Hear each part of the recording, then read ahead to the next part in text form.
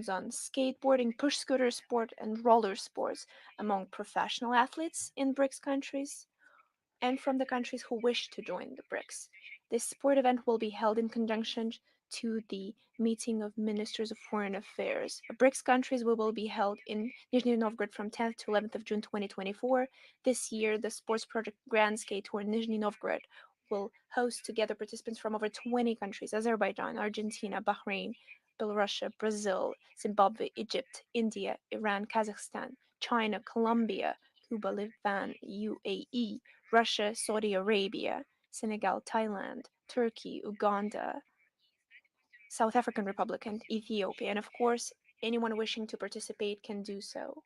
Aside from the sports program, the guests can attend several cultural events, movie screenings, and footage of action sports, open lectures with international guests, Russian entrepreneurs, leaders of public opinion in the action sport, culture, urban studies, and park construction spheres. There will also be public filming of sports talk shows, live streams of BRICS Forum activity, and the exhibition of artists and photographers. The organizer of the BRICS Skates Cup is the Russian Federation of Skateboarding, and we invite the representatives of mass media to cover these events. And of course, we will regularly keep you updated on the news of our chairship in BRICS. And now the situation which remains relevant over the years. This is the situation in Ukraine. We would like to start with what the Western countries are doing. On the one hand, they talk about peace in the context of the infamous conference that they're trying to attract everyone to under the pretext of it handling the so-called world building. But this is very far from the truth, and their concrete steps over the last months, over the last years, on supplying arms, the growing financing of the situation in Ukraine, their so-called lack of knowledge of the terrorist attacks of the Kiev regime and their handlers, and so on, only showcase the fact that the collective West are nothing but the world party of war. And the conference planned in Switzerland has nothing to do with peace.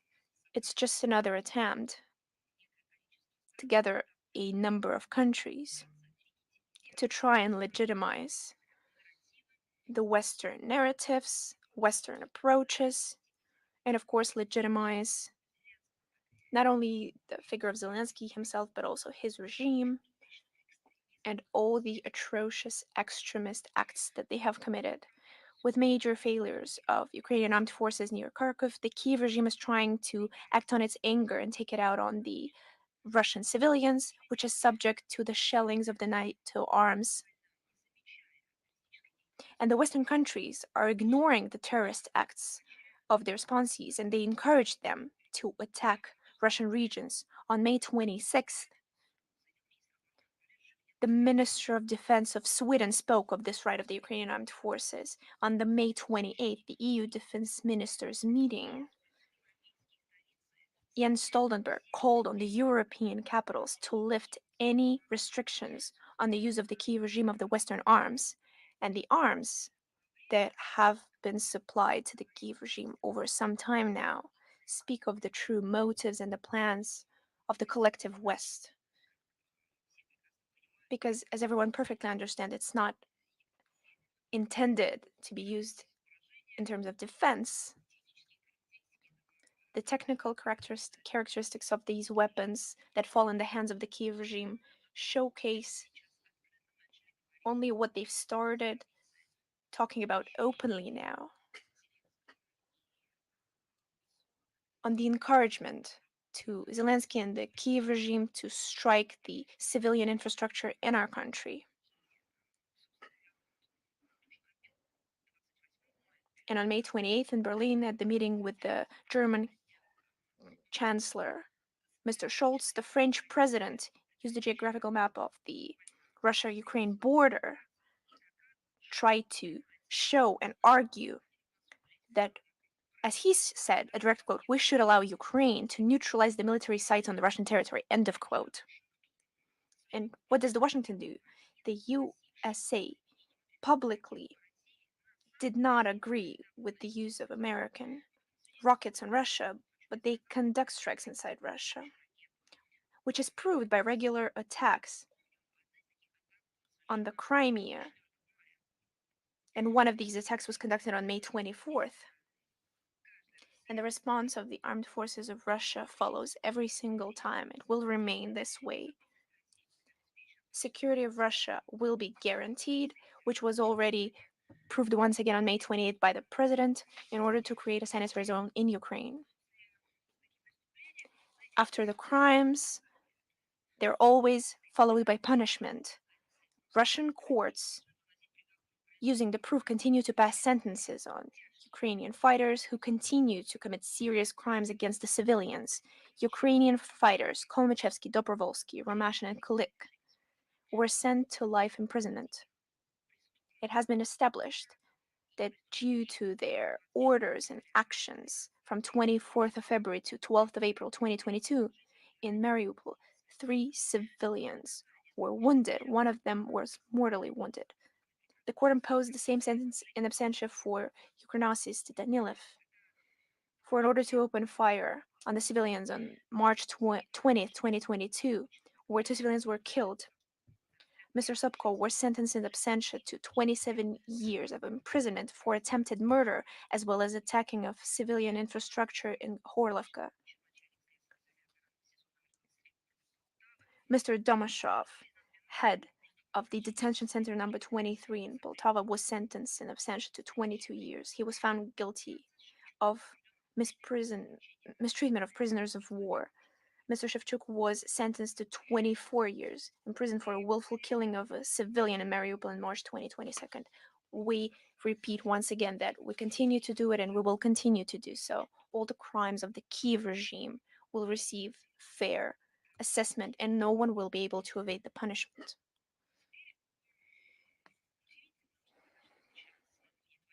And as for the astonishing events that are currently taking place at the Ukrainian territory committed by the Kiev regime, we paid attention to the decision of the Kiev court to dismiss what previously was a high-profile case on the dispersal of protesters on the Maidan, which happened from November 30th to the 1st of December, the so-called Berkut case. And the court set the record straight by admitting 9 years later that the Berkut Special Police Forces are acted according to law. They were acquitted on all charges, including their arrested property that was released.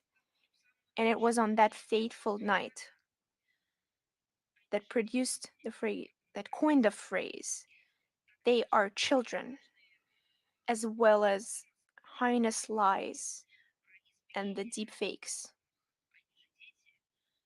of the beatings by the inhuman Berkut officers, which was used as a pretext by the collective Western states to lay the responsibility on Russia for what is taking place in Ukraine.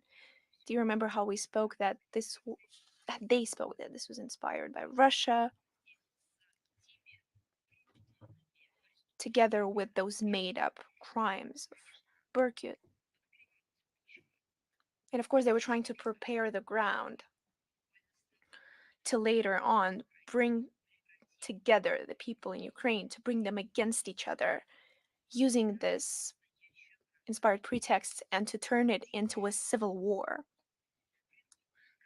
The pretext that was used as a trigger to aggressive political campaign against Ukrainian law enforcement agency proved to be fake. Even the corrupt justice system of the so-called main democrat of Ukraine, Mr. Zelensky, was helpless in the face of truth. It was impossible to hide. There were no documental facts that would testify against the Berkut, and it did not appear in the 9 years. We would like to hope that sooner or later we will find out who was behind the sniper's crime, behind the sniper's case, who gave those orders to shoot in the Kyiv center in those tragic days of February 2014, the sniper shootings in Maidan, served as the mechanism or the button that was pressed by the European Union and NATO and the collective West as a whole in order to legitimize the unlawful powers who came to power in Kiev. And as you know, they reference those shootings by snipers.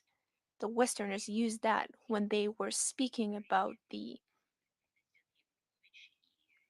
ex powers in Ukraine, President Yanukovych, the administration, saying they lost that legitimacy, using the start of shooting as an excuse.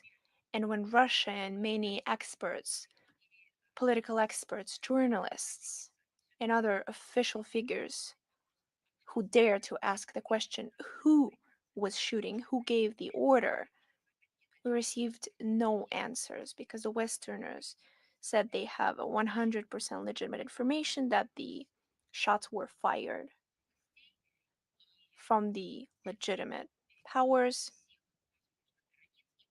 and this crosses any existing borders. This crosses any lines, which is why they recognize as the legitimate powers those who came to power during Maidan, Yatsenuk and the company.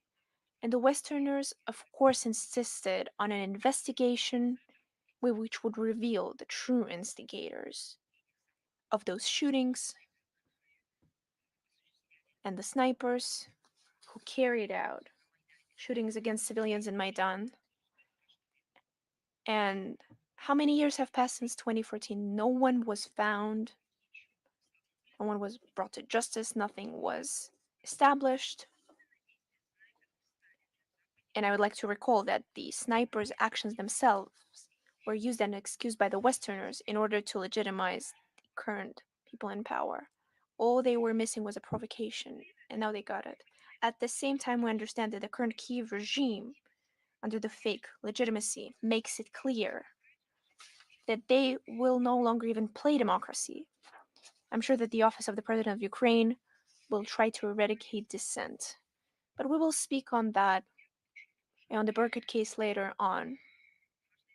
Now for the important date, June 7th, marks 230 years since the release of the highest rescript of the Russian Empress Ekaterina II on the building of military harbor and trading pier in the Black Sea Bay on the former site of the Turkish settlement Hagi Bay, which laid the foundation for the future Odessa. And the decree was handed to the Vice Admiral, Mr. Deribas, with the instruction to build the harbor. And today, the Kiev regime is continuing with the line to eradicate the public mind of the population, to eradicate anything Russian or anything that connects Ukraine with Russia. Unfortunately, Odessa is not an exception. It's just another proof of that. And in December 2022, city officials, under the frenzied campaign in order to find the imperial and Soviet legacy, eradicated the monument to the founders of Odessa, Ekaterina II and her companions, who contributed a lot to building of Odessa.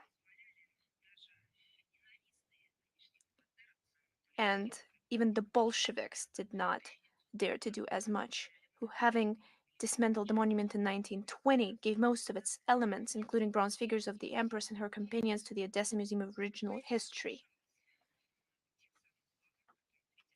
But everything got mixed up in those heads that were filled with bloody thoughts.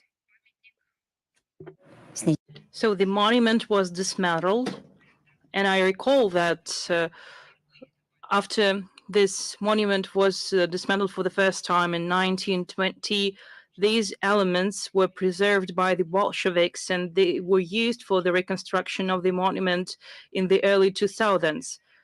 By the way, by making a formal application to add the historical center of Odessa to UNESCO list of endangered World Heritage Sites in 2023, Ukraine provided photos of the fenced off memorials to Catherine the Great and Alexander Suvorov to allegedly protect them from the Russian aggression. But later, these monuments were dismantled by the Kiev regime and not by the Russian aggression, and the international community turned a blind eye to that. Once again, as it was done by UNESCO Secretariat, and UNESCO member states.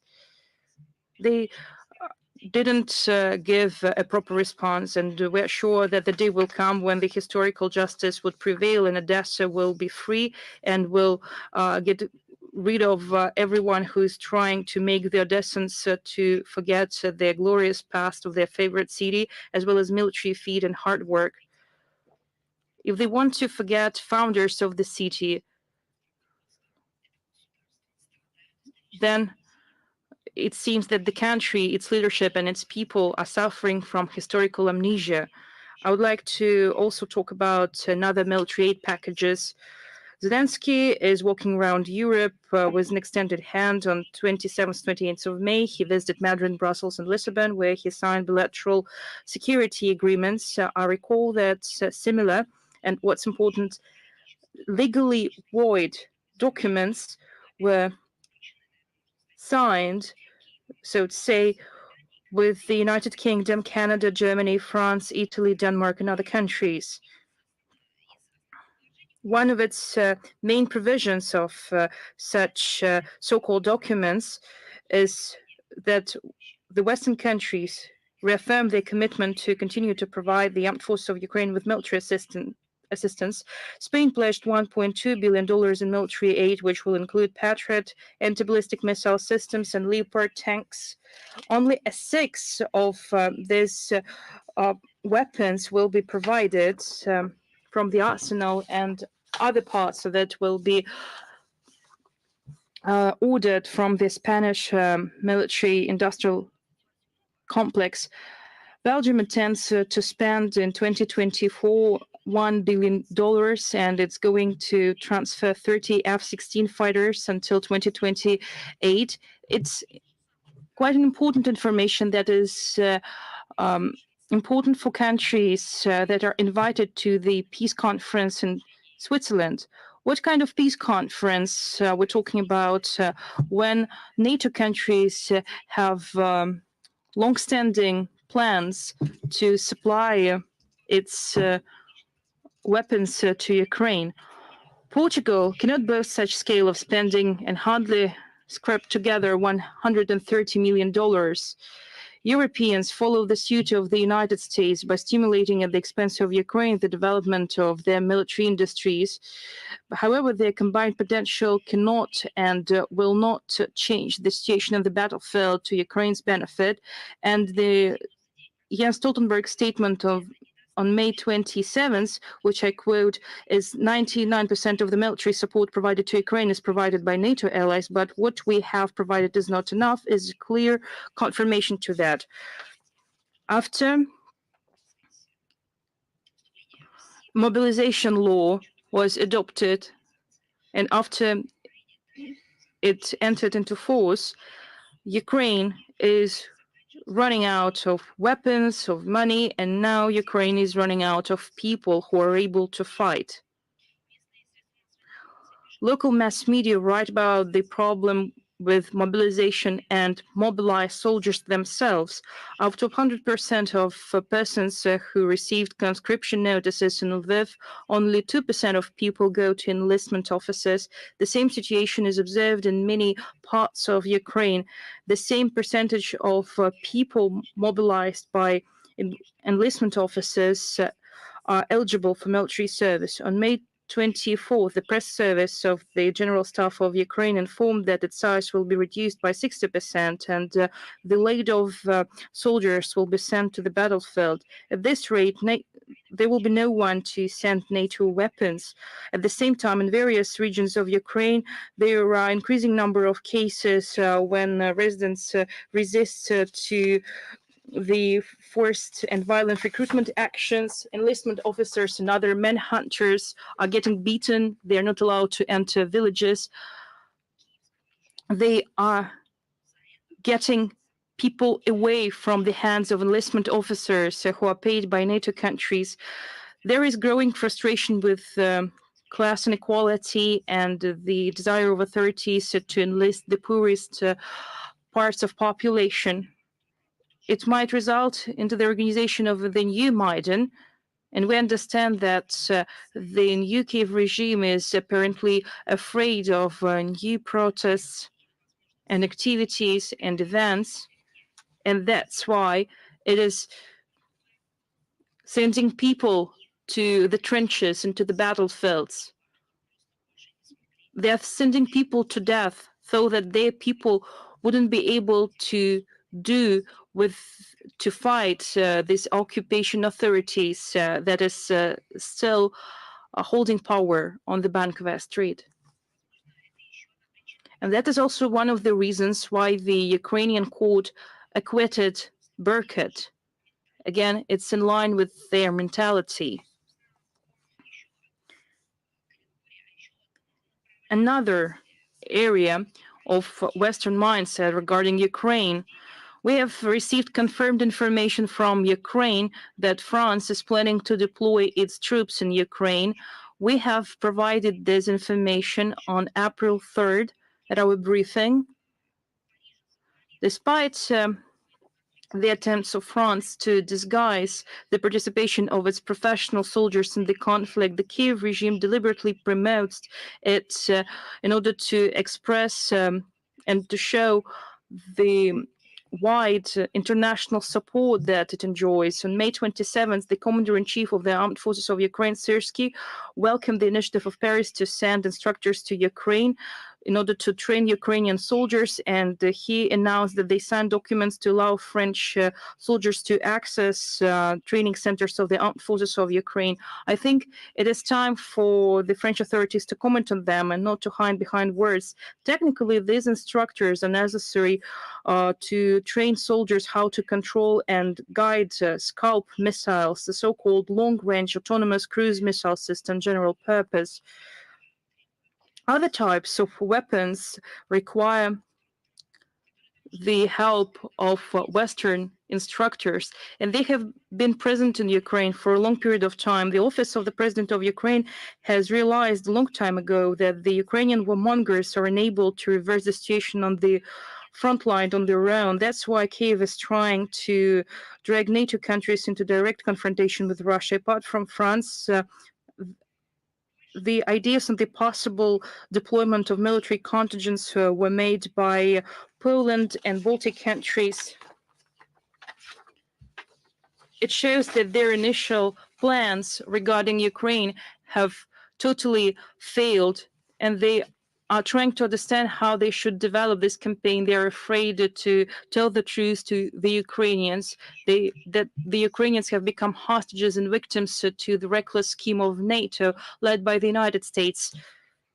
These facts and many others have confirmed that the objectives of the special military operation to denazify and demilitarize of Ukraine and to eliminate threats emanating from its territory hold true, and these objectives will be fulfilled, as I've said many times. And now the human rights situation in Ukraine. It sounds contradictory, but we have to use this phrase to gather facts and to analyze them, to provide legal assessment in the future, because international legal assessment can be given today in the political dimension, but in terms of legal dimension and in terms of the punishment of crimes, this information is being collected for the future prosecution process. Yesterday, we have published another report on our website on the human rights situation in Ukraine. It was prepared by our ministry. We know that over the past years, the human rights situation in Ukraine has relentlessly degraded, and the current situation in this area is so critical that it will become clear to any independently thinking person that Kiev authorities that are outright Nazis, they commit countless numbers of gross violations and systematic violations of human rights in all areas of public life. At the same time, there is an apparent and complete failure of the authorities to create the appearance of the efforts to address the backlog of serious issues and to bring to justice all those responsible for committing so many crimes, including one of the atrocious ones when people were burnt alive in the house of trade unions in on Odessa in 2014. We see that the civil society, including children, are violently killed, how the civilian infrastructure is being destroyed, how acts of terrorism are carried out against civilians. We have repeatedly noted that neo-Nazism in Ukraine, including aggressive propaganda of this ideology, falsification of history of the Great Patriotic War and the Second World War, in order to glorify Nazis and their accomplices and to implant nationalist attitudes in the Ukrainian society, have been practiced for a long period of time. The report provides a lot of evidence of neo-Nazism in this country, starting from torchlit marchers when we were ringing the alarm. And we did our best so that the world and the Western countries in particular would see what's going on in Ukraine. And we understand that we did a right job. And we were absolutely right.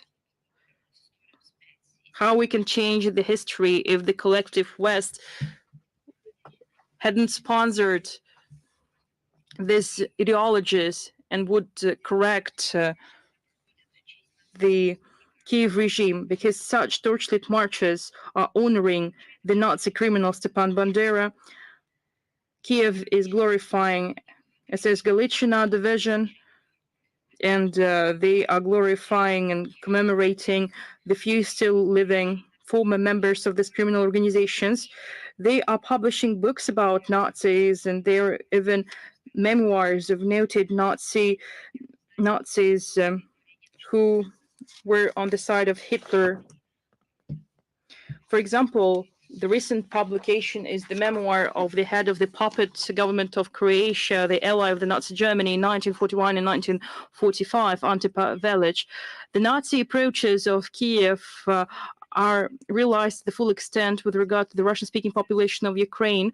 In this country, everything Russian is prohibited, like language, culture, education, press, and mass media.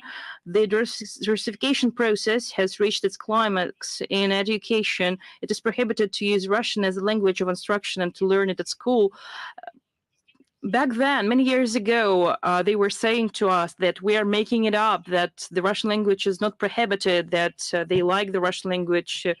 But actually, they have been adopting laws, instructions, they have been approving conceptual documents, how to minimize the use of the Russian language in Ukraine, how to make people stop speaking this language, how to create the appearance that the Russian language is not one of the essential ones on the territory of Ukraine. Well, who wants to see the situation will see that, but many prefer again to turn the blind eye to the situation. But we see again that we were right in our assessments. All the literature works of Russian and Soviet, apart from Ukrainian authors, are taken away from the school literature programs. Books in Russian language are taken off the shelves in libraries, and they are thrown away as garbage. School students and teachers are prohibited to even speak Russian, not only during lessons, but in their private conversations during recess. Moreover, the Kiev authorities, supporting the harassment campaign of the canonical Ukrainian Orthodox Church, they made attacks on its churches legal, and the clergy of this church is denigrated in every way. So we see that in its complacent readiness to the detriment of the interests of its people, and by moving the country towards self-destruction, by turning Ukraine into anti-Russia is the reason why overseas mentors are turning the blind eye to the neo-Nazi essence of the Kiev regime. There is an obvious parallel with how the Western countries treated the Hitlerite regime in the lead up to the Second World War. You remember the so-called appeasement policy that resulted in the bloodiest war in the humankind's history. Luckily for the present generations, this war has ended with the victory of the anti-Hitler coalition, and the fact that such disasters shouldn't reoccur in the future has become a fundamental principle of the UN Charter. Another country where Western countries are carrying out their awful experiments, Moldova. On May 23rd, the foreign minister of Moldova, Mikhail Popshoy, accused our country of the attempts to undermine the economy of Moldova and to bring to power criminal groups. By using this term, Moldovan authorities refer to their political opponents. The hidden motive of such baseless accusations is clear. They are trying to make Russia responsible for their failed economic policy, to justify rampant corruption and lawlessness practiced by the Moldovan authorities. That's actually what they have been doing. They have been promoting Western values, but these Western values have been distorted by Maya Sandu regime.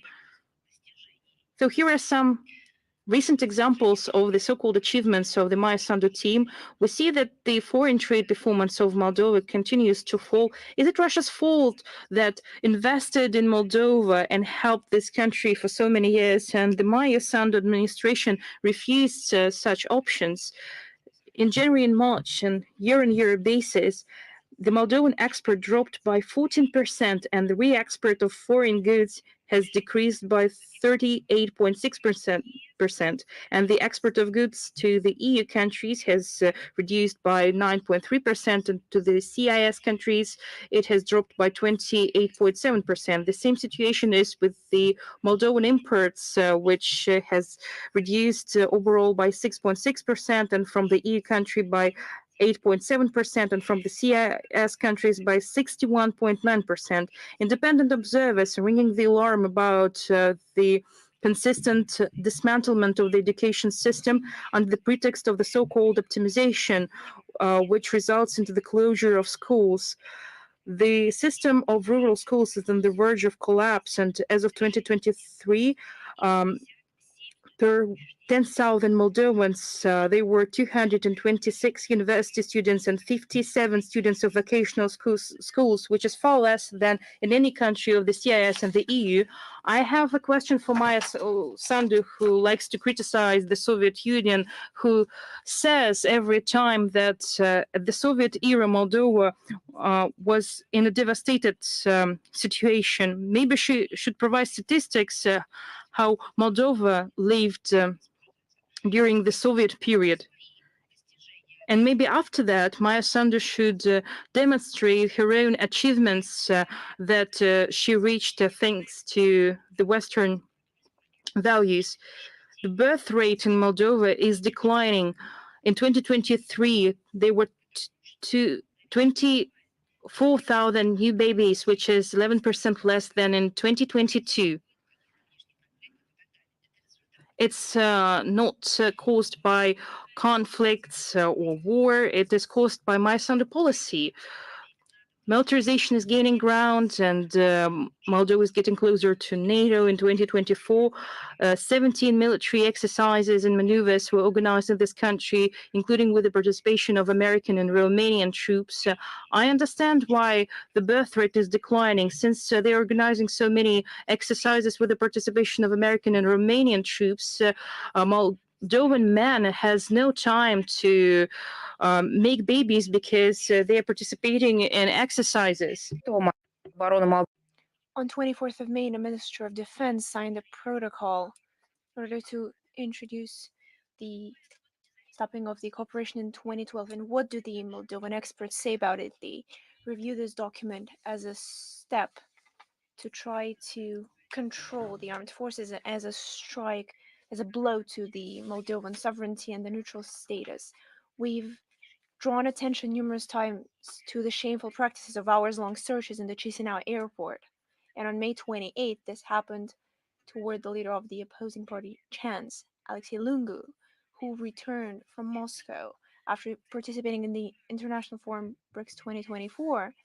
And the search procedure is applied even to those who wish to fly from Chisinau to Russia. And on May 23rd, youth activists from Moldova were supposed to leave for Moscow in order to participate in cultural humanitarian program Get to Know Russia, and they were exposed to a security check and they missed their flight. Such politics causes annoyance among the population, and Moldovans understand that the main reason for serious issues in the country is the incompetence of authorities who don't believe in their country or trying to harm the country, and the so-called harmful actions of Russia have nothing to do with it. When the authorities deny the population their rights to the language, to their history, trying to impose whatever they want, trying to eradicate anything that was established with the generation. This is the true reason for the suffering. According to the latest opinion polls, 56% of respondents are convinced that Sandu either had little to do with the internal affairs of the country or doesn't care for them.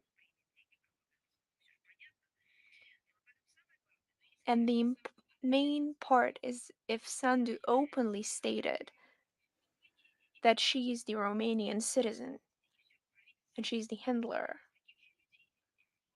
and the government is built of the same people. There's no Moldovan language. There's only place for Romanian language. And as we found out from the statements of the Sandu regime representatives, they even question the nationality of Moldovans and they prefer the Romanians.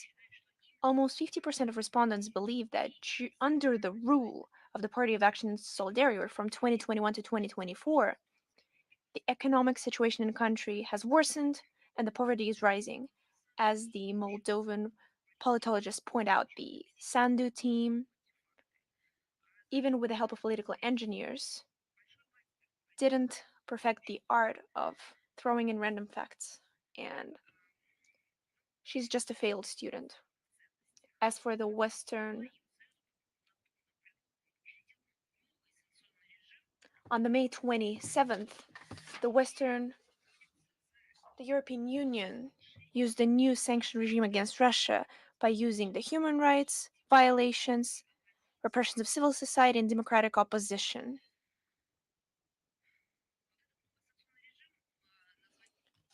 And the new sanction regime can be referred to as new only in quotation marks. We've lost count to the illegitimate steps of Brussels. They are clear evidence of the destructive policy of the European Union and the human rights structure that they only claim to pay so much attention to.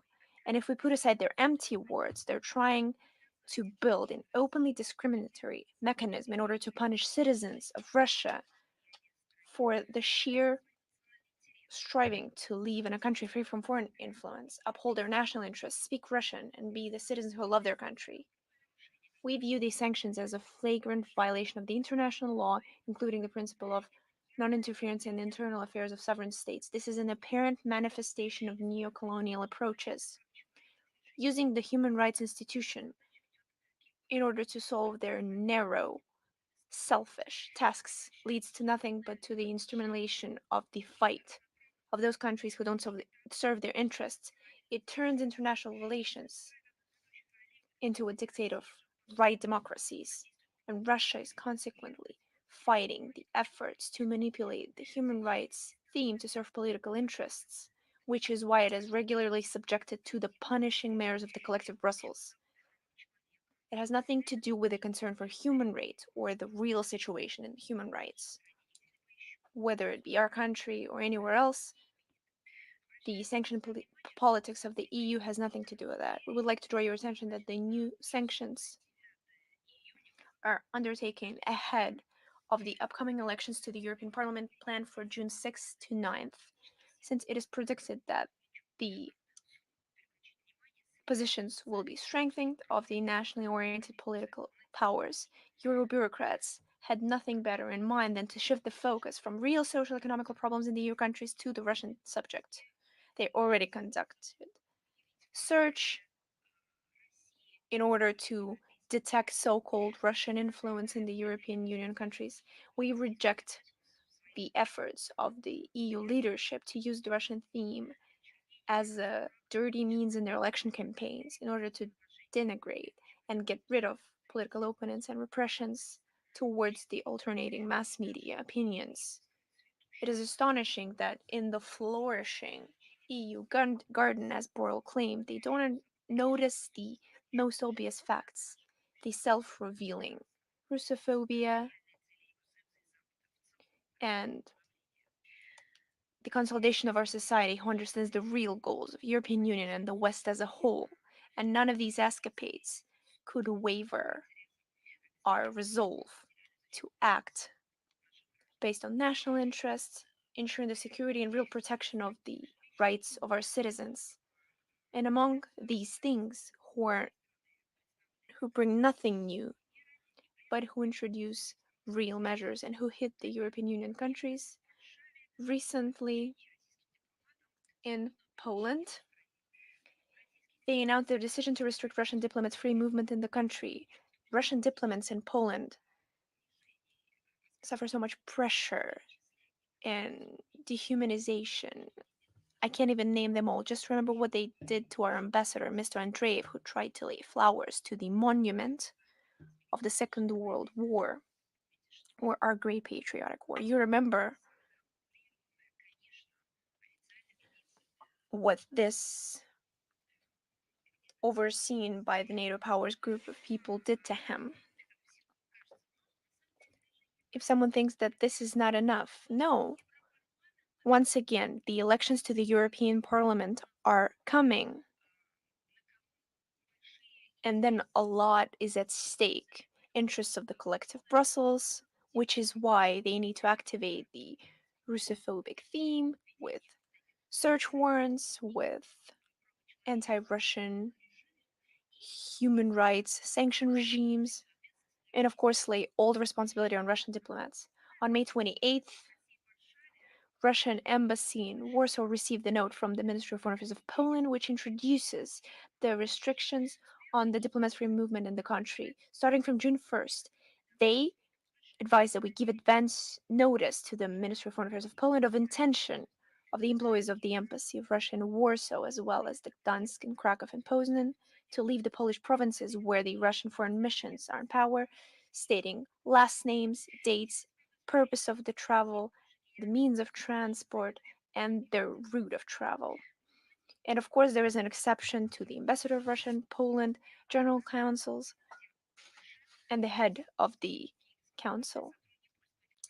There are no explanations for the measures, but they connect this to the so-called hybrid war. Why is it so-called hybrid war? Because apparently Russia is conducting this hybrid war against Poland, which is ridiculous. Because Poland is supplying Kiev regime with military equipment, is taking charge of anything that is Zelensky conducting against Russia, but apparently Russia is the one conducting hybrid war against Poland. These absurd accusations are of no surprise to us anymore. They only make us laugh. And of course, they stimulate us to come up with response measures. This is not the first step of the Polish authorities aimed at making the work of Russian diplomats as difficult as possible. Polish side over the last years is trying to come up with issues for our embassy, including freezing of assets, withdrawing the means, and mass sending back of our employees. And they're creating obstacles in solving a number of issues. As you know, Russia will take responsive measures against the Polish embassy in Moscow, the General Consulate in Irkutsk, Kaliningrad, and St. Petersburg. So, what did Warsaw do with their actions? The only thing they did, they will only create new obstacles for their colleagues or the Polish diplomats who are working in Russia.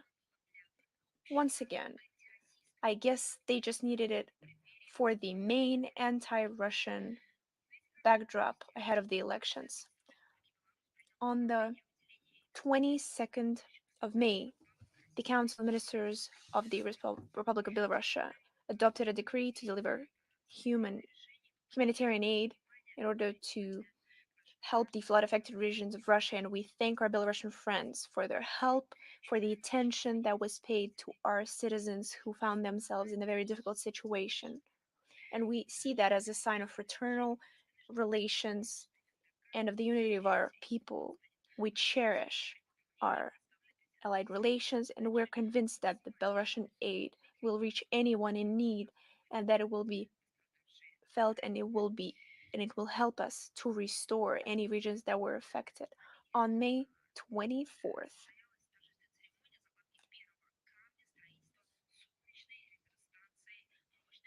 Mali hosted foundation stone laying ceremony of 200 megawatt solar power plant that is conducted by the Russian company Noah Wind, which belongs to the state corporation structure Rosatom. Of course, the event was attended by the head of state, the interim president of Mali. This event marks the beginning of realization in Mali, together with Russia, large projects in energy sphere. With Russian assistance, then they plan a construction of the solar power plant worth 200 megawatt, as well as the wind park of 100 megawatts. These projects should help handle the acute deficit of electric energy. And as you understand, of course, the population is the one suffering from that. The first infrastructure objects will be built by Noah Wind based on the public private partnership. Russia is committed to provide further assistance to a friendly Mali people in the upcoming difficult period, help with solving problems, to ensure true sovereignty and independence of the Republic. Yesterday, on May 29th, we celebrated the International Day of the United Nations Peacekeepers. This day was established in 202 by the UN General Assembly Resolution 57/129. For over 20 years, we pay tribute to all the military and police officials, civilian specialists who continue to serve among the peacekeeping forces, showing high professionalism and bravery. As for our country, Russia is contributing significantly to the UN peacekeeping, and the efforts of our blue helmets deserve high praise. They contribute to settling armed conflicts all over the world, from Western Sahara and South Sudan to the Middle East and Cyprus. Russia is among the 10 main contributors to the budget of UN operations in order to preserve peace. Based on our training centers, there is an effective preparation of both Russian and foreign peacekeepers based on the UN Secretariat certified programs. Unfortunately, right now the UN peacekeeping is going through a rough patch, and more often than not, they ignore the needs and concerns of the host states. Their focus of action is shifted to secondary issues unrelated to conflict resolution. Fight against the spread of misinformation is often used as a pretext for censorship of fair criticism toward blue helmets, which leads to frustration among states who receive peacekeeping forces in their territory and damages the authority of the United Nations itself. The MINUSMA drawdown and the MINUSCA withdrawal underway are anything but coincidental. The Russian side consistently proceeds from the fact that the mandates of peacekeeping operations should be clear, calibrated, and realistic. They should match the resources at our disposal and respond to the imminent task, reconciliation of the parties in conflict. Their exaggeration by using the secondary issues in the Western agenda is highly counterproductive, which we perfectly understand and repeat again and again. It's equally important to assure the strict adherence to basic principle of peacekeeping, consent of the parties, impartiality, and non-use of force except in self-defense and defense of mandate. Otherwise, it increases the risk of undermining the neutral status of blue helmets, their shift into becoming a party to the conflict, as well as multiplying threats to the lives of peacekeepers. Overall, we're convinced that only a well balanced, non politicized, and priorities based approach will help weather the peacekeeping crisis and help restore its credibility and efficiency. Another important date yesterday on May 29th, marked 10 years since the signature of the Treaty of the Eurasian Economic Union. EU Treaty is a core document which laid the foundation to the Eurasian economic integration.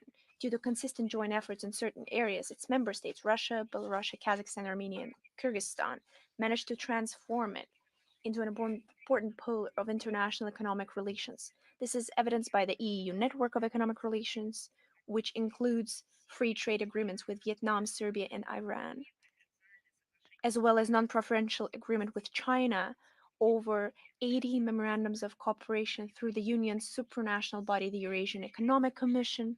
Currently, the work began to negotiate trade agreements with Egypt, Indonesia, UAE, and Mongolia. A rather important role falls on active cooperation with observer states, Uzbekistan and Cuba. Such positive international results stem from the EU being a reliable partner, acting based on the principles of trust, respect, and conservation of interests of all parties involved. This, in turn, generates a growing interest in cooperation from other countries and integration associations.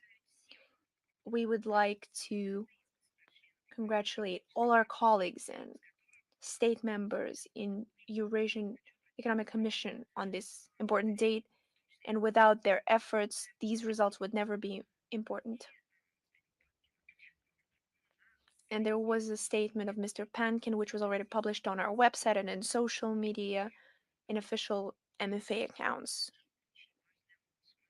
And very important announcement. This was asked by the journalists. The public spoke up with proposals. We've worked it out on May 21st. The Department of State Protocol, together with the Russian Defense Ministry, will organize for the diplomatic corps a visit to captured Western weapons and equipment exhibited at Poklonная Gora, which I would like to recall over the period of its work, over 890,000 people visited it, almost a million.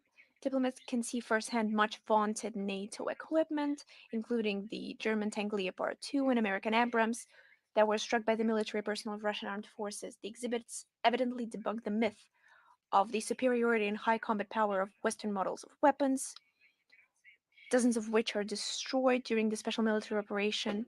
The visit of representatives of the diplomatic corps is of the highest significance ahead of the celebration of the 80 years of the victory in the Great Patriotic War, which exposes the cynicism of our ex-allies on the Normandy landings in 1944 and other leaders of unfriendly states who currently speak of using the arms supplied by them in Ukraine in order to strike deep inside Russia. But as for the exhibit in Normandy, we will speak on that later on. On June 1st, the International Day for Protection of Children, the 28th International Charity Golf Tournament will be held in the branch of Russia's MFA Glav UPTK Moscow Country Club. As per tradition, Russia's oldest charity golf tournament will bring together foreign diplomats, Russian politicians and businessmen, sportsmen, performers, and public figures. All raised funds will be used to provide targeted assistance to critically ill children and transferred to the envoys of the charity foundations, Vera Important People Lighthouse, as well as the Kabensky Foundation and the MFA boarding school. The festival program includes exercise warm-up routine from Svetlana Kolesnichenko, three-time Olympic champion in synchronized swimming, arts, sports, and entertainment workshops, movie screenings, a concert with famous pop singers, as well as a chance to meet Alexander Tsipkin, Russian author and screenwriter, creator of the literary theatrical project Unprincipled Readings, and we invite representatives of mass media to take part in covering these events. And another event that we'd like to invite you to, on June 2nd, Moscow will host the final of the national competition Dream Team. The event will be organized in order to identify and encourage the best young sinologists. The organizer is the Association of the Advancement of Sinology in Russia. Since 2018, the association has been organizing specialized international conferences, professional contests, as well as creating curated informational resources in the fields of science and business. The competition Dream Team has been held since 2023. The first finalists have already completed internships in famous companies, found jobs in the sphere of Russian Chinese practical cooperation this year. After the qualifying round, 36 people from 16 universities of Russia have reached the finals, including from Kalmykia, Udmurtia, St. Petersburg, Belgorod, Moscow, and Moscow region. These contest provides a unique opportunity for them to showcase their knowledge and skills, receive highly important advice from leading experts, and establish professional connections. The Judges Board comprises of prominent figures in Chinese studies as well as representatives of business and media circles. We consider these events important in order to prepare qualified personnel who are in high demand for the further development of multifaceted set of comprehensive Russian-Chinese partnership and strategic cooperation. The cooperation of our countries is actively developing in any area, which is why there is a high demand for professional specialists who would be able to both ensure bilateral contacts and generate new ideas and projects. To generate new ideas, projects, this demand is very high and it will keep up. And we wish the participants every success, a fair fight, most brilliant victories to come, and the most interesting stories for the mass media, of course. June 6th. What a This year, this day will mark the 80 years since the Allied coalition landed on the French coast in Normandy. At that time, it marked the opening of the Second Front in Europe. Today, in the Western countries, D-Day is presented as the key event that predetermined the outcome of the Second World War. We have heard that in the statements of the Western leaders. It's just enough to mention the megalomaniac statements of the US leadership and their closest allies that could claim that they have saved Europe and the world from fascism. Such position is held by a strong part of the politically engaged Western historical community, and we see that at the instigation of Western authorities, such approaches are reflected in school textbooks and the West doesn't say any word about the fact that this landing in Normandy will be impossible without the success of the Red Army.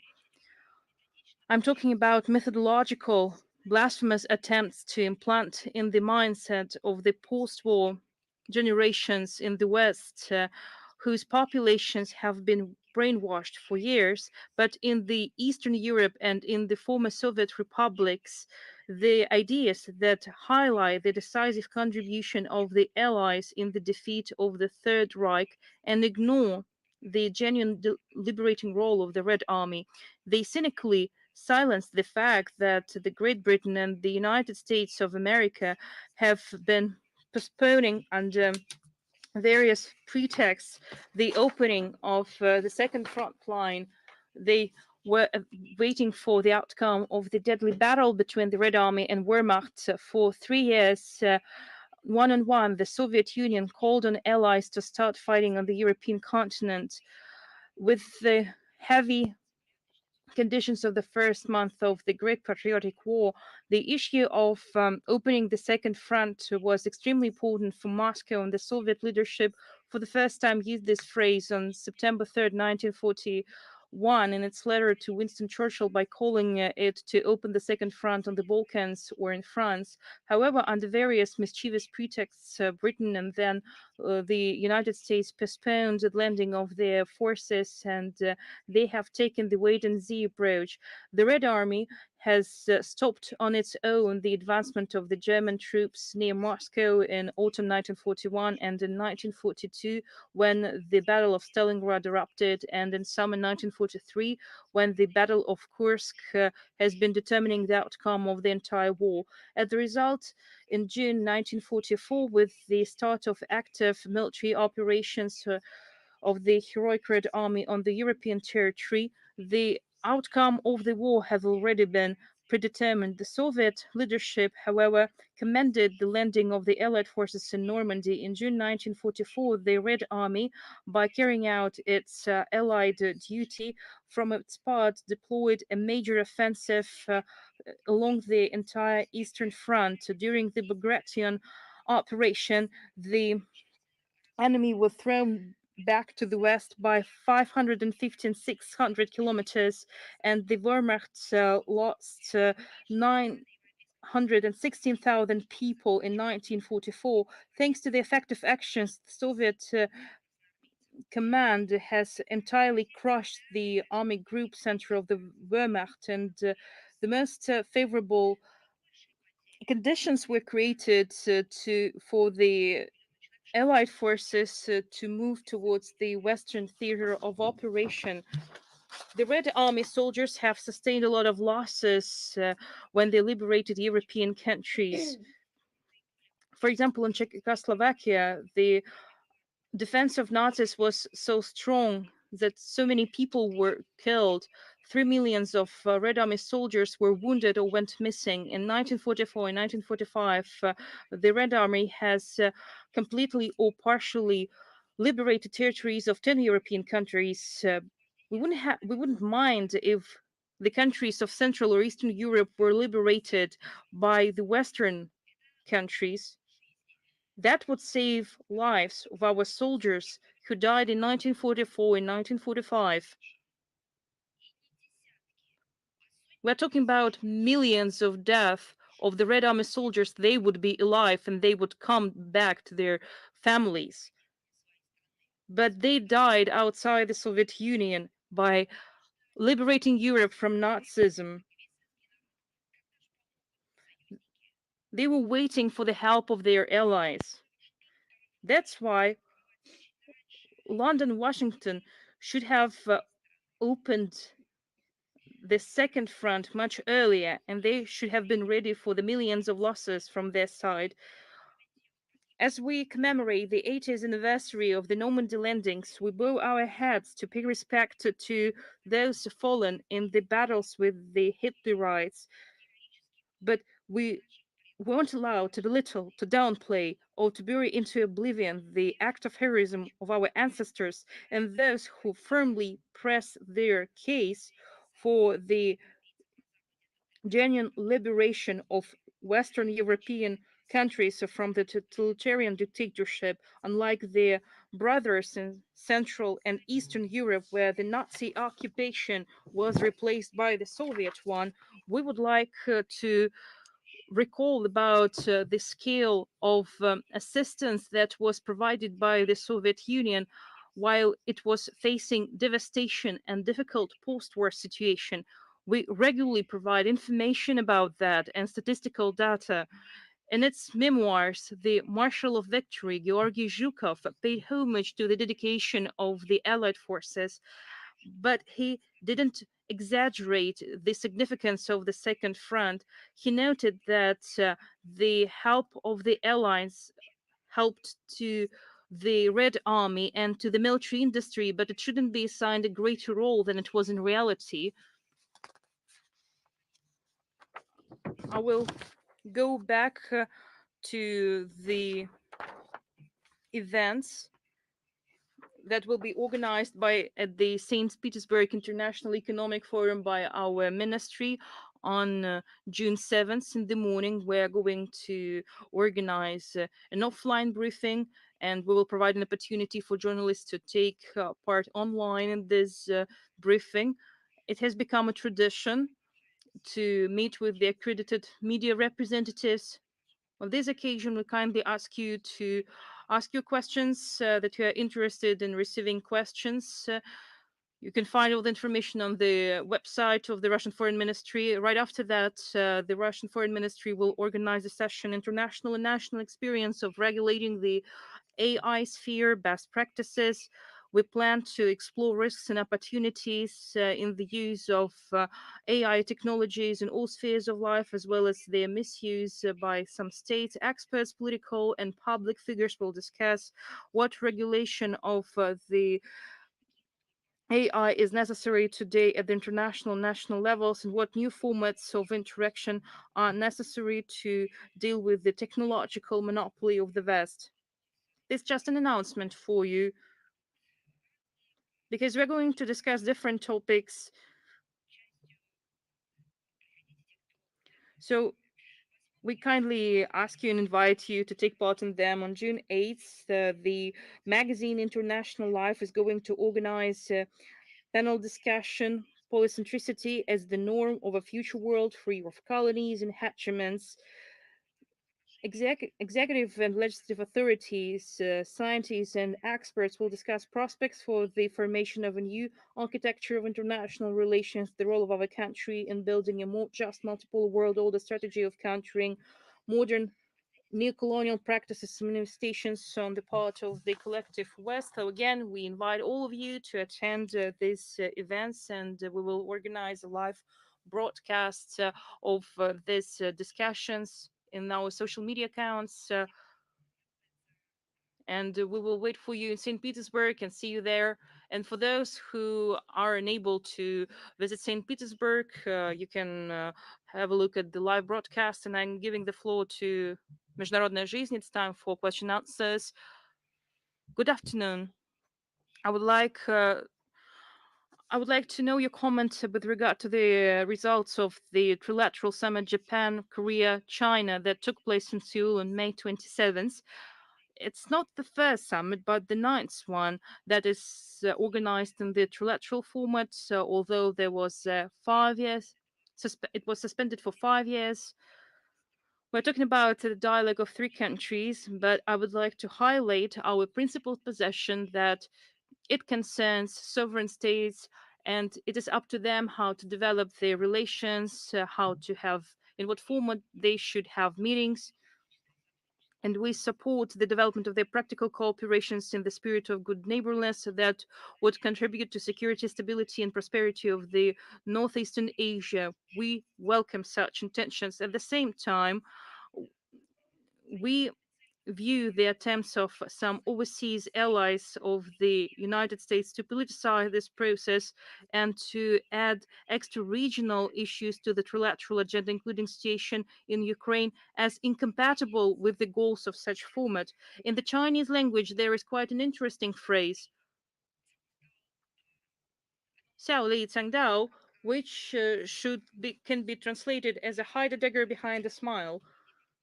I think it's quite suitable to the actions of Japan and the Republic of Korea that are taking part in the narrow selective military and diplomatic clubs in the Asia Pacific region curated by Washington. These clubs have anti Chinese and anti Russian bias. The actions of such associations undermine the ASEAN centric security architecture in the region and provoke an escalation of tensions in the northeastern Asia, as well as in the South China Sea and around Taiwan. So, our common approaches with our Chinese friends on these matters are reflected in the joint statement that was signed by the Russian and Chinese leaders following the summit in Beijing on May 16th. Thank you. And I have another question, if I may. Since you touched on this topic, I'm talking about the hypothetical deployment of NATO troops to Ukraine. Foreign Minister of Poland, Radoslav Sikorski, in his interview to Gazeta Wyborcza, assumed that Poland might deploy troops to Ukraine, and he said that we shouldn't rule out any opportunity. I've touched on that already about some statements that there are discussions to allow Ukraine to strike deep inside our country. Some countries say that they authorize Kiev to do so. Other countries say that they need to reflect on that. Other countries say that they do not allow it for the time being, but it's not true. They are encouraging these attacks inside the Russian territory. So, what am I talking about? Who is providing the pilot assignments and pilot details? Zelensky?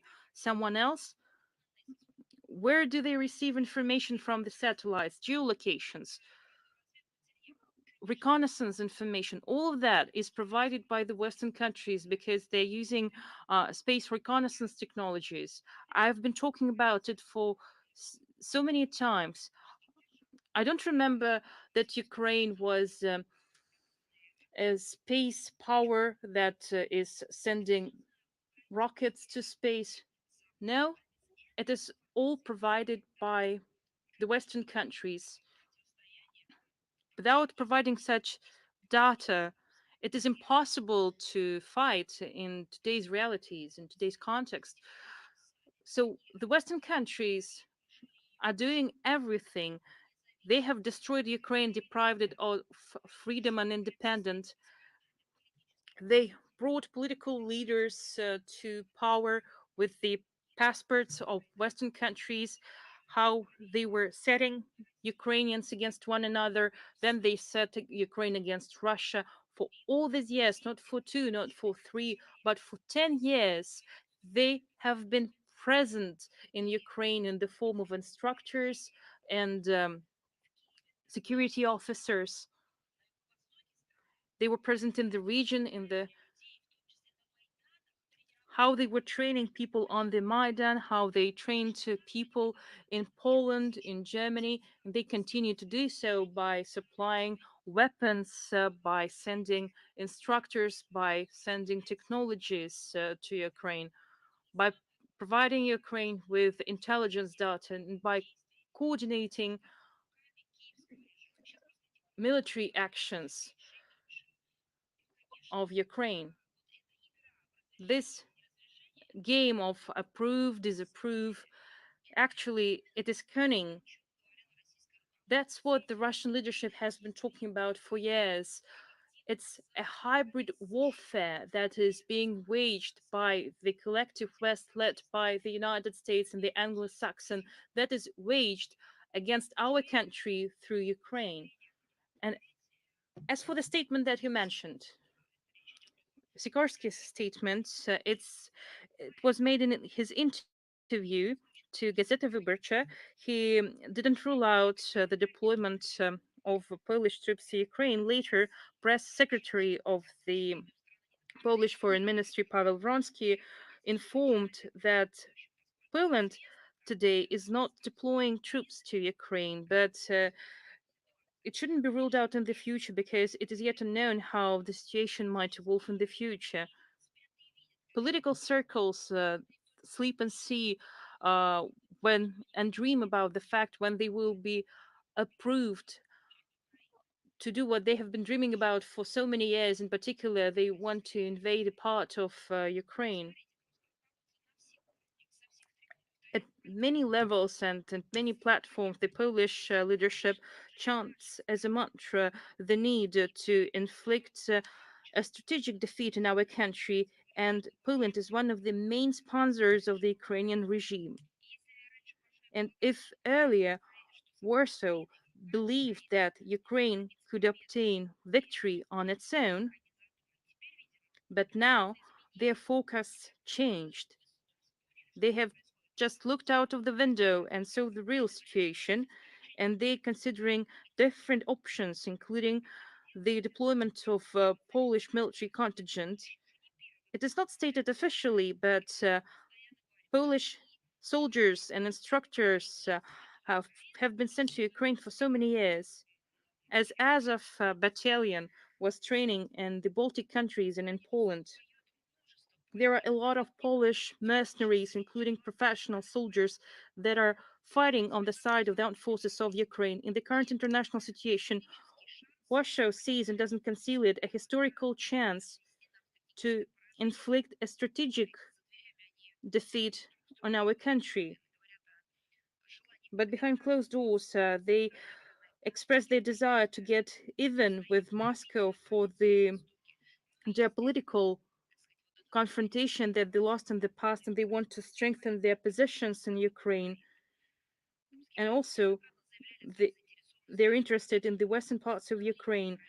They want to restore Ukraine. They have expressed their interests, but we know that today's political establishment of Poland helped to restore other countries, other states in different parts of the world. We are aware of their experience. It's the Soviet Union who helped to restore Poland, but I have no recollection whom Poland helped to restore their statehood. So when they are saying that they're interested in restoring the statehood of Ukraine. They're interested in deploying a military contingent in the western part of Ukraine, and it might be like that forever and protracted for a long time.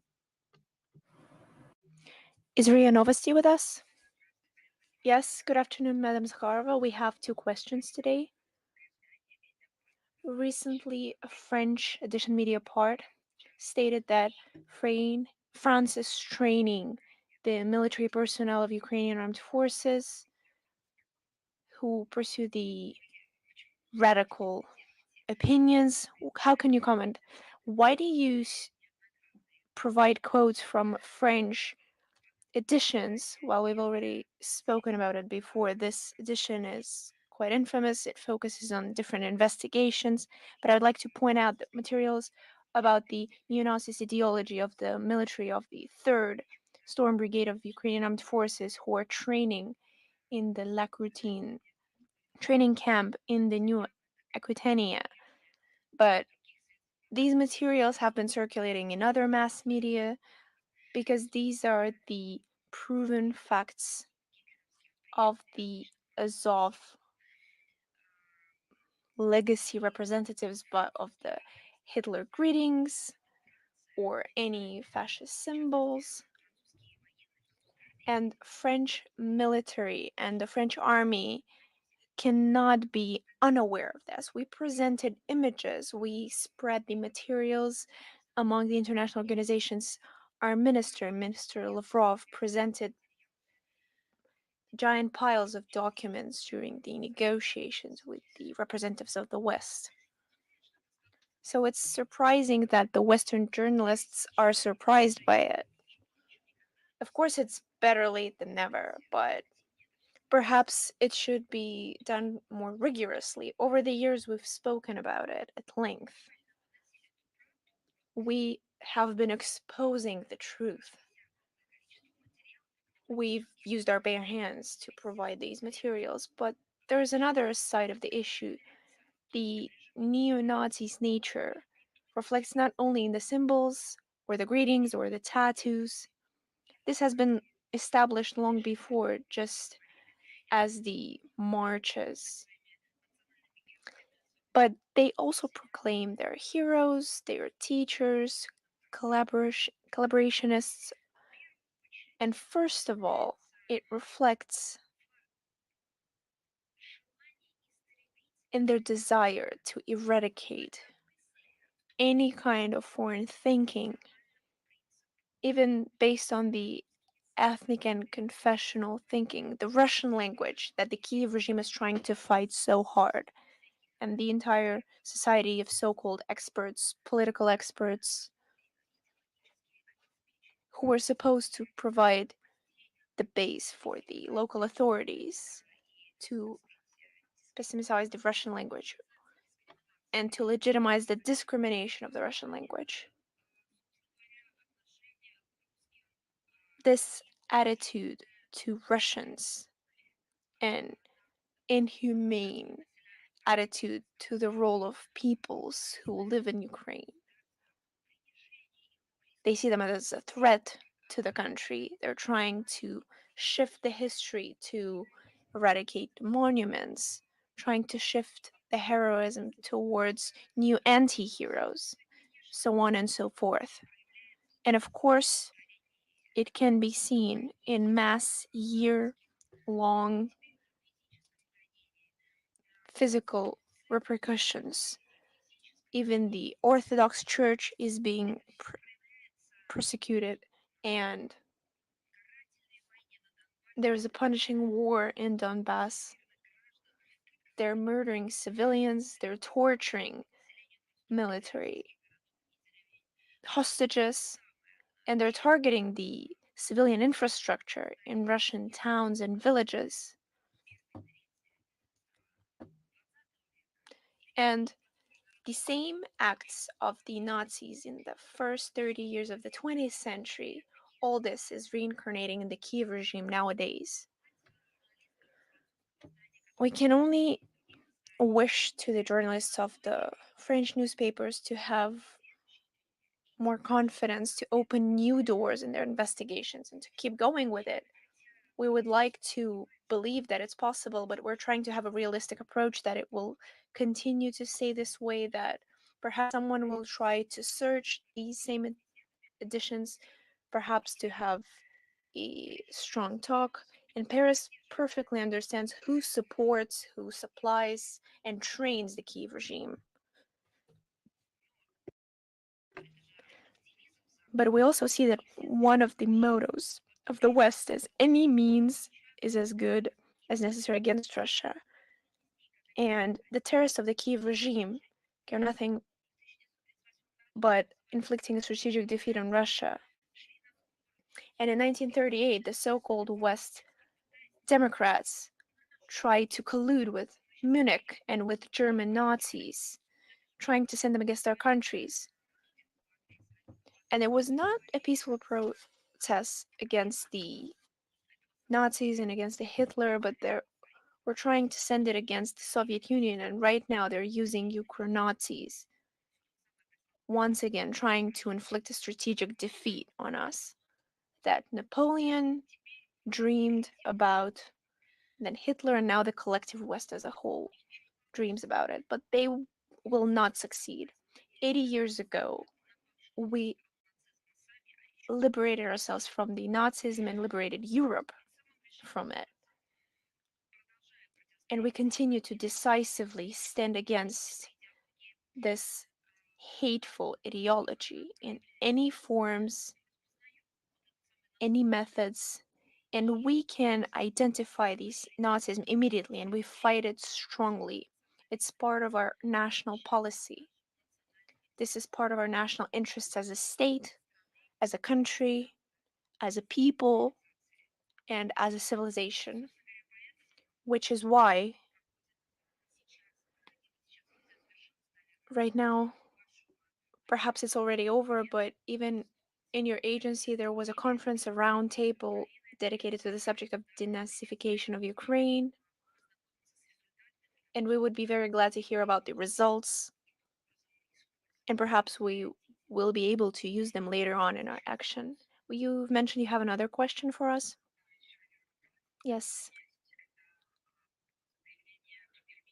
This is for the statement of the Prime Minister of Romania, Mr. Ciolacu, who stated that in Moldova and in Ukraine, the quote, they've managed to eradicate the Soviet concept, the, the Moldovan language. How could you comment on that?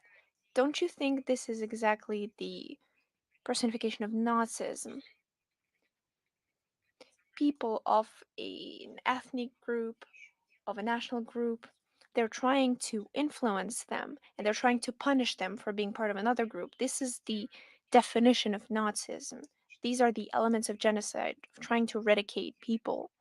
We've already commented on the efforts of trying to eradicate the self proclamation of the Moldovan people. We don't even speak on the form because it's impossible to hear of such things in 21st century, that someone who speaks Moldovan language, who has books, textbooks, documents, and the basic laws are in Moldovan language, who speak of the self proclamation rights. And suddenly, these people are being told that they either need to learn another language or they should have a Romanian like name. It's absolutely unacceptable, and it should be unacceptable even as an idea, and we see that in practice already. But as for the substance, it has nothing to do with historical truth. Moldovan language is mentioned in the works of historians of the 17th and 18th centuries: Grigore Reki, Miron Kostin, Dmitry Kantemir. Can you imagine their surprise if they saw the statement of the Romanian Prime Minister that their Moldovan language is nothing but a Soviet concept? How many years has their work lasted? Over 300 years before the Soviet times. They lived and wrote in that language, and right now they're being labeled as those who acted before the social concepts. Let's give a word to the population of Moldova. According to the public poll, 72% of Moldovans consider themselves citizens of a republic, and only 11% consider themselves Romanian. Around 50% claim that they speak Moldovan language, that the heads of Moldova and Romania believe doesn't even exist. This is the artificial Romanization that can only be compared to different efforts of people to rewrite history by trying to force the change in a cultural code that was practiced by Nazis as well. And we see that what is currently taking place, on the one hand, is absolutely inhumane, and in turn, it's having the opposite effect. And what Bucharest and Chisinau wanted is backfiring at them. It only consolidates the Moldovan society. They're ready to fight for their right for their statehood, their language and culture. And I have a lot of friends in Moldova, a lot of Moldovan friends. I talk with them frequently, and they say the following: we're peaceful. We want to live in kindness and peaceful coexistence and good neighborhoodness. That perhaps this shakedown that has been instigated by Sandu was done for the sole purpose of understanding what kind of plans towards these friendly people the collective West was harboring. So if they have these terrible steps, so they're basically conducting an experiment on Moldovans. Perhaps without these plans, Moldovans would never believe them. 5, 6 years ago, they would consider it a conspiracy theory, but right now, unfortunately, they're witnessing firsthand these surrealist, postmodern, and they're living through this practice, not just an idea. Is Russia today with us? Yes, good afternoon, dear colleagues and Madam Zakharova. Igor Breskunov, RT. Of course, I recognize you. I would like to thank you for such a substantive presentation. You've already mentioned Sweden and the recent statements from there as for the possible attacks against the Russian territory. How could you comment the situation with the denial of the press service of the armed forces of Sweden of the words of the head, Mikhail Putin, on the presence of the military threat to Gotland from Russia? When you see it in the news feed, my first reaction was, oh my god, is that the sequel to Harry Potter? Because it seems unreal. It's as if they're speaking about fairy tale characters. They're horrifying news. And then, as I've paid closer attention, no, there is such a person, Mikhail Budin, who believed that Gotland is facing a threat, and of course it has to come from Russia. As they try to prepare a fact check, and apparently there is a sequel to that fairy tale because the press service, his own press service of the armed forces of Sweden, who provided a fact check and denied the words of their own chief, who proved not only his own words to be false, but even the NATO statements. Because the NATO General Secretary and the Admiral Mr. Bauer repeatedly spoke of the lack of the threat of Russian attack against the NATO countries. So perhaps something ricocheted against his head and he got some kind of idea. It's we can only analyze his words and statements. They're trying to build a mythology, to build new concepts on how to demonize Russia for different reasons. Sometimes they need to adopt a military budget. Sometimes, without holding referendum, they need to introduce a country and accept it as a NATO member, the country that used to believe it was neutral. And a lot of people in Sweden still wish to keep that neutral status. Or perhaps it is dictated by the electoral cycles in Brussels. There are polished statements towards Russian diplomats, search warrants, search operations in different countries that also have their claws deep in the European Parliament. And of course, it all falls in the same category. Perhaps he tried a little too hard somewhere, or perhaps there was the reaction from the Swedish population, or perhaps these are the ideas that the NATO chiefs need at the moment. And this isn't the first time. And we've heard such statements from the Northern Europe more than once, and then they were proven to be false. Because such statements demands facts, demands evidence that proves that it's true. So of course, as there were no such facts, they're later proven to be false. And this is the same kind of idea that submarines or air gallons were coming to surface, and we've seen different things, and apparently these are just shards of boats that had sunk long before local fishermen, or some kind of metal waste in the waters. So there's a lot of noise, just a short statement denying those words. So this is nothing but an information campaign that is the collective West tries to use ahead of the European Parliament elections.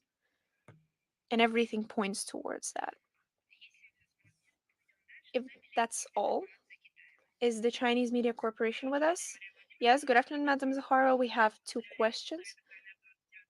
The press answer published a report on the human rights violation in the United States of America. First is the pretext, violations of civil rights, fight of racism, growing social injustices, violations of child and women rights, rights of migrants, the humanitarian crisis, and the American hegemony. How do you assess this report? What do you think of the adherence or the non-adherence to the human rights in the US? I try not to think about the adherence to the human rights in the United States of America because these are destructive thoughts if you think about what is going on there. But of course, during our work, we have to talk about it. As for the Beijing's efforts, then Moscow welcomes these efforts. As for unveiling the real situation of human rights in the United States of America, the situation deteriorates with every year, which is evidenced by numerous reports of the State Council of the Chinese Republic, by numbers, by facts. And of course, official mass media don't dare to do it, but we can still see the real image of what is going on. And the situation causes a great concern among the international community.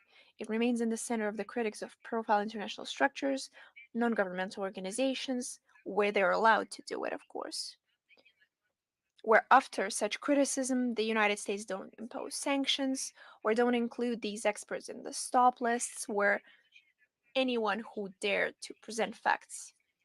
As for ourselves, we studied the report, and these problem with human rights truly poses obstacles to the efforts of the international community to truly preserve human rights and ensure the freedoms of everyone. And some of these problems were published in April in the report of the Ministry of Foreign Affairs of Russia on the situation of human rights in the United States of America. And Washington claims to try to preserve the principle of universal human rights and freedoms, and they try to play the part of the pioneer of human rights on the international arena while fully ignoring the existing problems in their own country, which fully contradicts their ambitions in their area. United States interfere with internal affairs of other states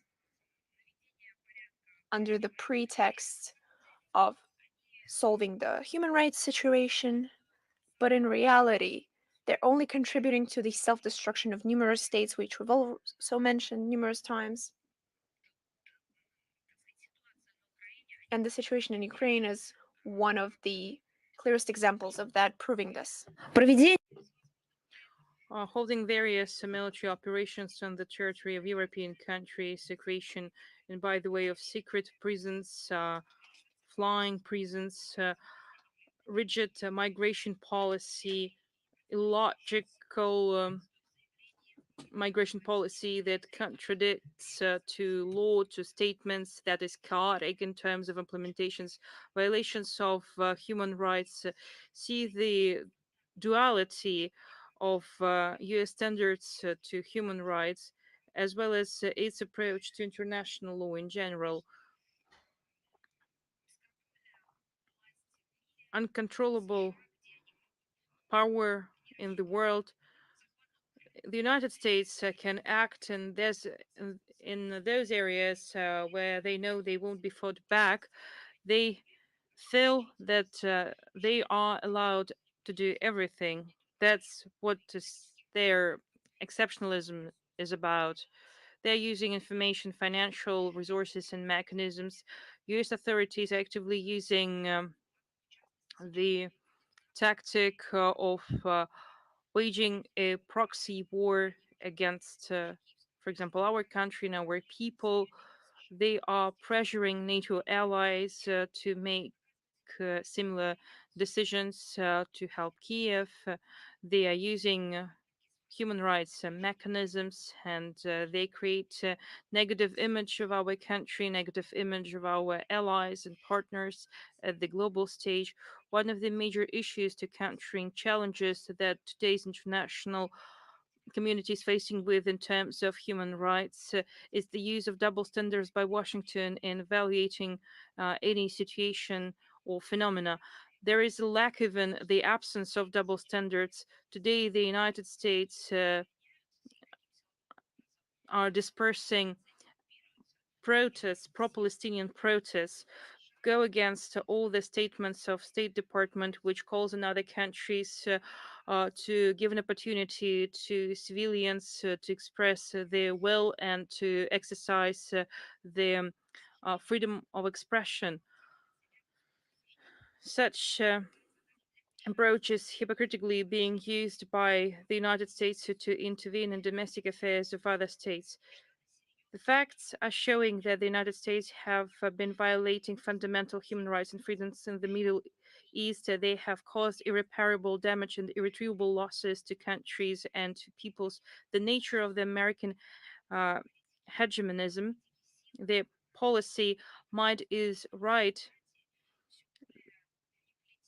makes their understanding of democracy a watered down and illogical concept, that it contradicts universal values, that that is aimed at building rules-based world order that serves the narrow interests of Washington.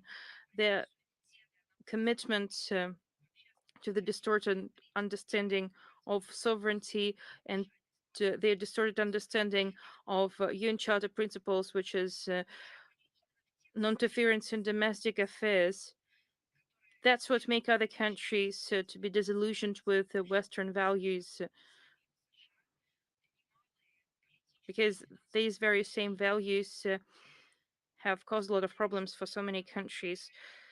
We believe that actions from Washington, like waging wars, mass killings of civilians, setting civilizations against one another, imprisonments, tortures, violations of international law, are unacceptable.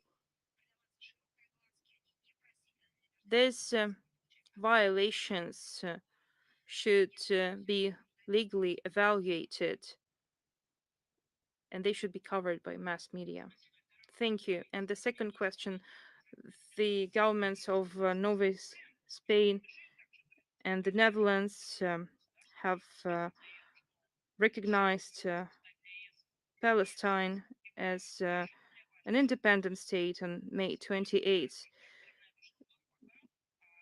The president of the European Council, Charles Michel, also voiced his support in recognizing the state of Palestine. He believed that the recognition of the state of Palestine should become for the EU a way to require important steps in the area of reforms.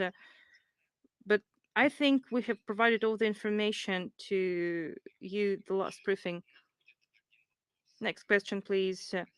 Over the past year, in Russia, there was so many scandalous incidents with the American citizens, including representatives of the American diplomatic missions,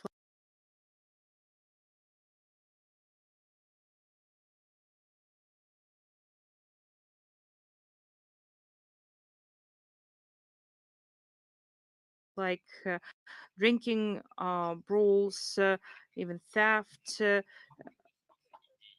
resisting arrest. How can we qualify it when Americans who believe in their exceptionalists behave like